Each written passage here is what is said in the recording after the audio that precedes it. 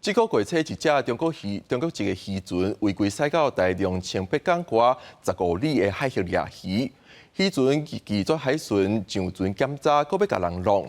海巡人员是甲渔船砸落来，罚款320万，昨也甲洗船的船长等等15个人赶出境。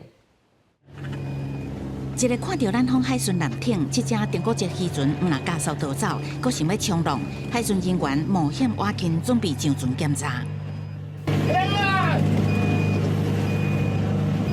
这个月初3，台中海巡队接到通报，伫台中大安溪外海9海里的海域有中国渔船挖界。海巡队到场发现，这只渔船已经掠好啊，当伫双北港外海15海里航行。那要求停船接受检查，违法掠到的2档鱼虾，嘛拢爱全部放落海。立即鸣笛，请其停船受检。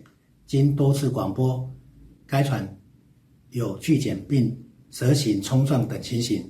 海巡表示，因为最近是东北季风正头的季节，也为台湾海峡带来乌鱼等丰富的渔业资源，所以中国籍渔船伫秋冬挖界掠鱼的情形相对较济。海巡除了驾驶船的船长等15人带回侦办，嘛依照违反台湾甲大陆地区人民关系条例，重罚320万罚款。当天海象恶劣，阵风达10级，险象环生，船上含船长等15人，该船渔获约2吨。均依法海抛。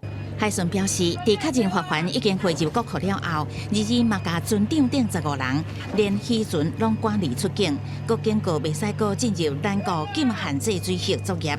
海巡嘛强调，会加强巡守海域，确保咱方渔船的安全甲权益。记者综合报道。